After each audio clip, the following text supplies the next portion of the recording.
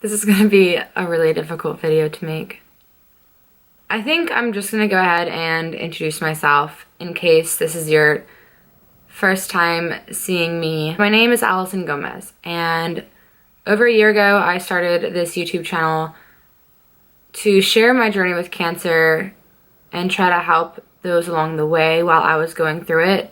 Not only help other people, but try to find a way to help myself.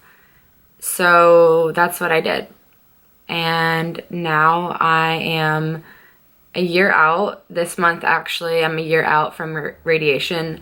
And January, I was a year out from a bone marrow transplant.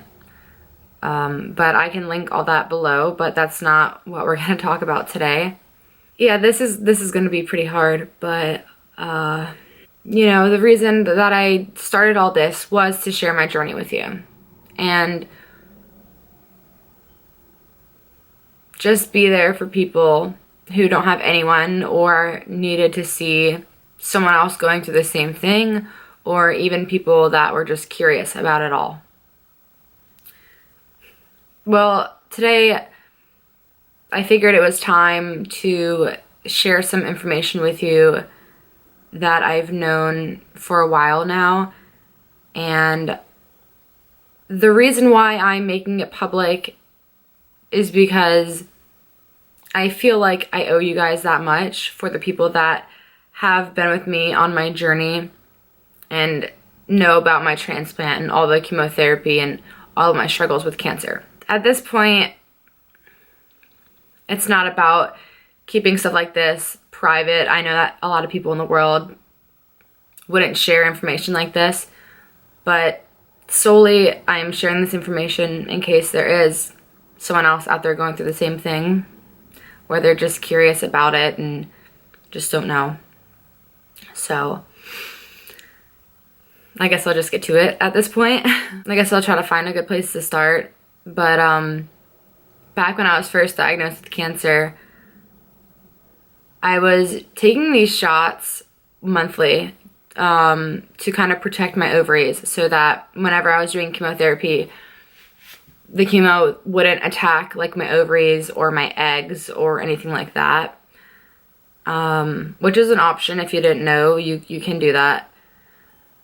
But when I had gotten diagnosed a second time and with the same cancer, and because I came back so quickly, I was kind of out of options. I could have gotten the shot if I needed to, but it would have been pointless because it would have had no effect on me anyways. And I went to a fertility doctor to talk about options, talk about doing all the things I need to do to remove my eggs and freeze them. That way, if something goes wrong and I'm not able to have children later on, then I'll still have my eggs. Which was an option. It was a very expensive option, but I wasn't able to do it because my cancer was so aggressive. You have to do like hormone therapy and all this different stuff to even get you ready to remove your eggs, and time just wasn't on my side. So freezing my eggs just wasn't in the cards for me. So I just went ahead and I did my high-dose chemotherapy and everything that came along with it, my transplant and everything. And that was over a year ago.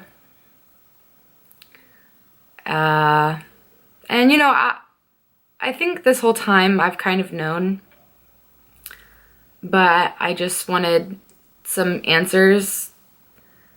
So I finally went and saw a doctor because I'm 22 years old. I just turned 22 and I haven't had a period in well over a year.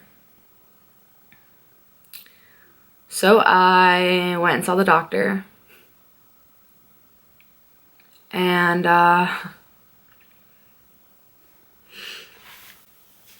know, got all the tests done that I needed to, and about a week later they called me with the results. And when I came back, sorry, that was my computer. And when I came back to get my results, the doctor actually called me into her office which was weird. It was kind of like going to the principal's office, sitting there in a big room with sofas. And so I sit down with her, and I think at this point I already knew the news. I already knew. And when she was telling me all this stuff, I feel like she probably thinks I don't care because I was just staring off, no expression on my face at all. But I've gotten really good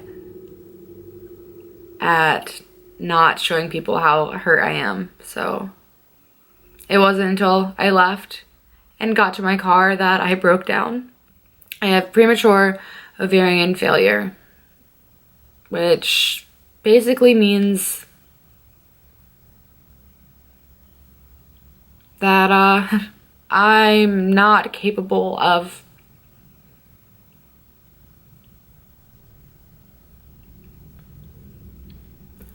having kids, which is, you know, whatever, but we get into it, and she's trying to tell me about all the options that I could have. Obviously, I'm never gonna know what my own kid will look like.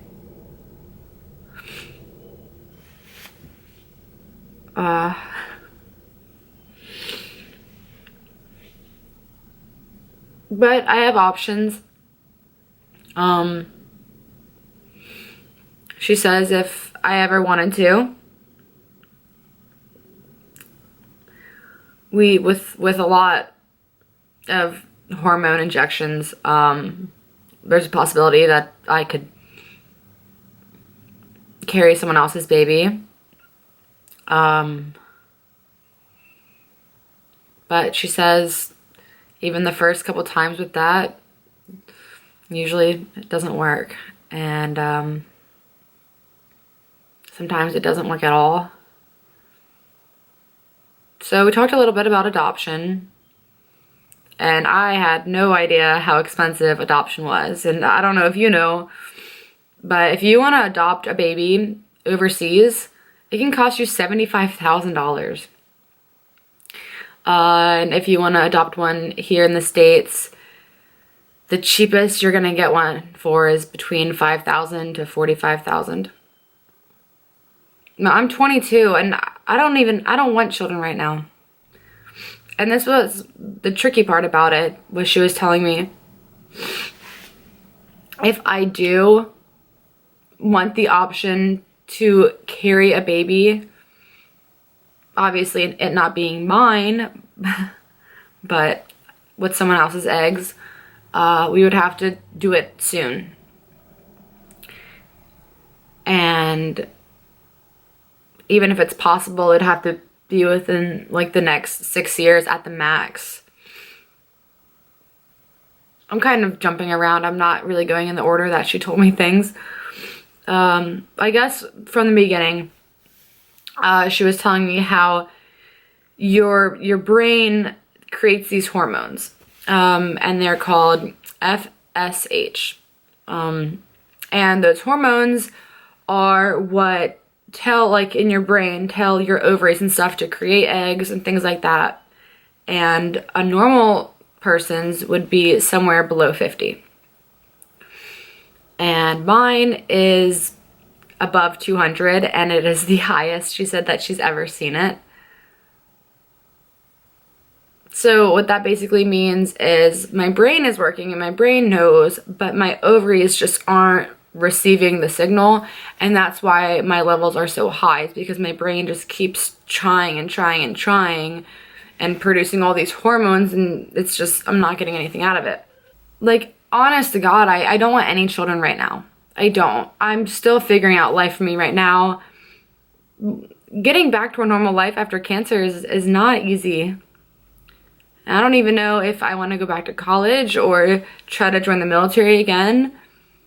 I don't even have a real job. And it's like, I can't even afford to have a child right now. So either I try now, and now is not even a great time or a good time, and or I am never able to try. I already know from experience how unfair the world is, and a lot of people really don't know, and they're lucky enough to never have to experience that. So like, even if by some miracle I was able to get pregnant with someone else's eggs and have a baby, I would still never know what my child would look like. Never in my whole life will I ever know. And I feel like this happens a lot to a lot of people. But it happens to people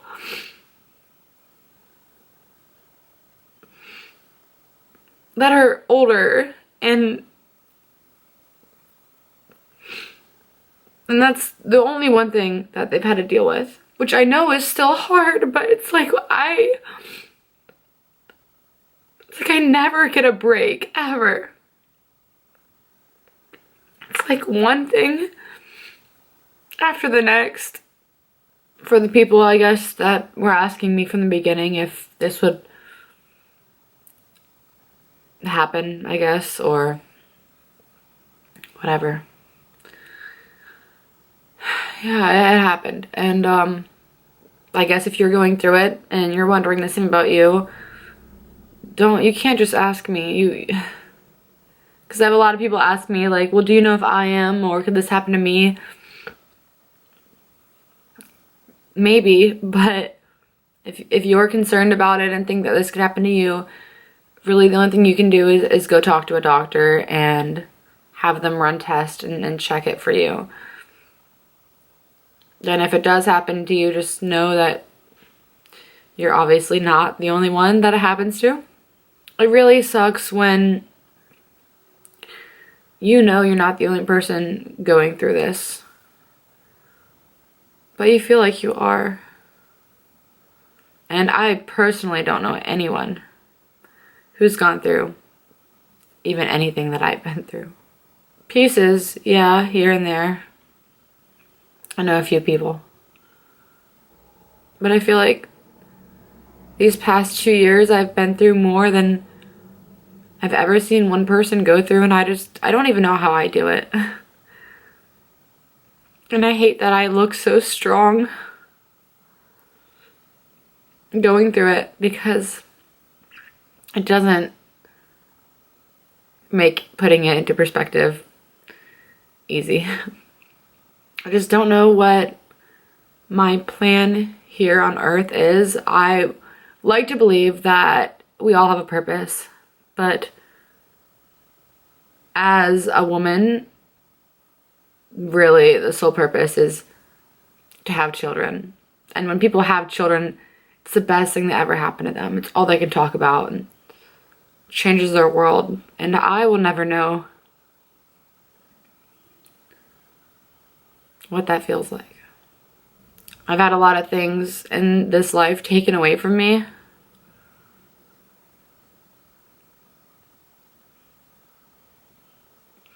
But I can't put my finger on why this one had to be taken away too. I love you guys so much, and your support has been the best thing that I've had in a long time. I thought turning 22, my life would turn around, and that this would be my year. And so far, it's not been too good. But you just gotta hope that it all happens for a reason. And that's what gets me through everything. But you guys, I'm gonna go because I'm a hot mess right now. I really hope that this can be one of the last videos I make that is depressing and has bad news. I don't ever want to make a bad news video, ever. And I feel like lately I've just made so many. Just know that we're all going through something. All of us are. That's what keeps me humble too, is just knowing that everyone is going through something or has been through something. You just gotta wait it out and see what happens. You can't try and figure it all out at one time. If I sat here and try to figure out everything right now about why stuff is happening or why stuff has happened, I would drive myself insane. So you just gotta stay with me on this and just take one day at a time and know that eventually you'll know why things happen, because they have to happen for a reason. Because if they don't, then I don't know then. I love you guys, and I see you guys next week.